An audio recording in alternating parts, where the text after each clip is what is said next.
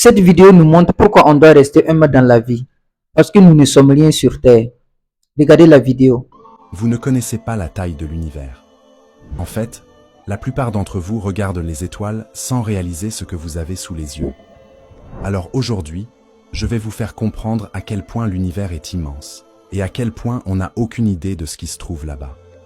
On commence gentiment avec la distance Terre-Lune, qui est de 384 000 km.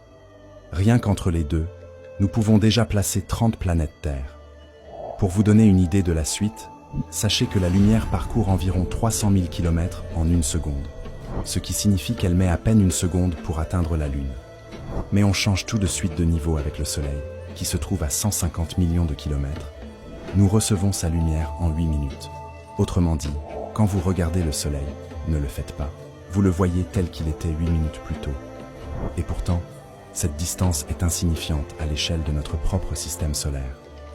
Sa véritable frontière physique, appelée l'héliopause, se trouve à plus de 20 milliards de kilomètres. Mais l'influence gravitationnelle du Soleil s'étend encore bien plus loin, jusqu'au nuage d'Oort, à près d'1,5 année-lumière. Et ça, c'est simplement le système solaire. Nous allons aller encore plus loin. La première étoile au-delà du Soleil s'appelle Proxima du Centaure. Elle se trouve à 4,2 années-lumière.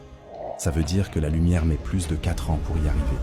Et ce n'est que la voisine d'à côté. Car notre Soleil n'est qu'un grain de sable parmi des centaines de milliards, tous réunis dans une seule galaxie, la Voie lactée. Et là, on change d'échelle. D'un bout à l'autre, notre galaxie fait 100 000 années-lumière de diamètre. Autrement dit, même à la vitesse de la lumière, il faudrait 100 000 ans pour aller d'un bord à l'autre. Et le plus fou, ce n'est même pas exceptionnel. Nous ne sommes même pas à 0,0001% de notre voyage.